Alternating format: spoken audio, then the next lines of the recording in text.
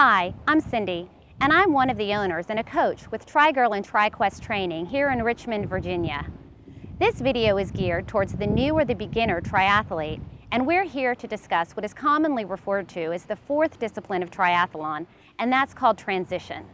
You've probably done your training in the swim, the bike, and the run, but there's one more aspect of your race that counts towards your total time, and that's transition. So your first question might be, what exactly is transition?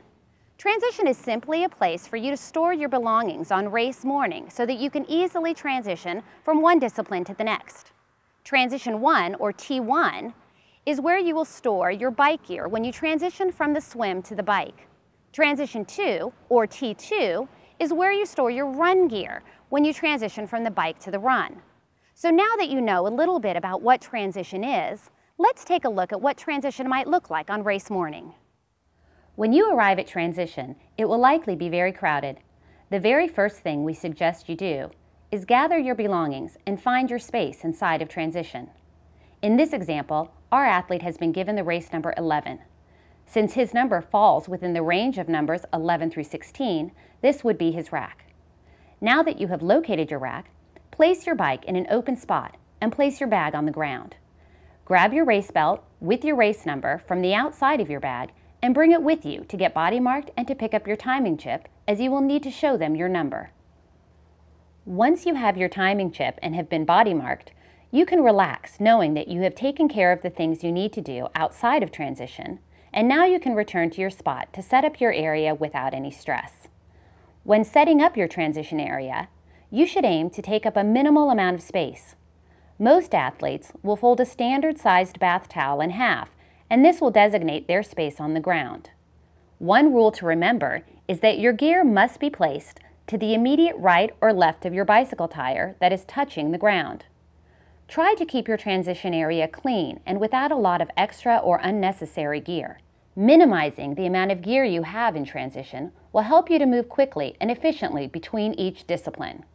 Once you have set up your transition area, grab your swim cap, goggles, and any other necessary swim gear, and you're ready to begin your race.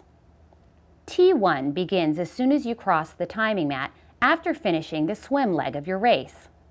Exit the water swiftly and begin taking off your cap and goggles. Once you reach your bike, quickly put on your gear and get ready to walk your bike out of the transition area. All athletes must walk their bikes to a designated mount line before they are able to get on their bike. This line also designates where athletes must get off their bike prior to entering transition. Once you have completed the bike portion of your event, you will dismount your bike before entering into T2. Return to your spot on the rack, place your bike on the rack and your gear on your towel. Begin quickly putting on the items you will need for the run. There will likely be other athletes moving through transition with you. Remember that the time you spend in transition is included in the total time of your race, so aim to move quickly from one discipline to the next. Once you exit T2, you are ready to begin your run. The next stop on your journey will be the finish line. Now that you've seen a brief overview of what transition looks like, we hope you feel more at ease and better prepared for your race.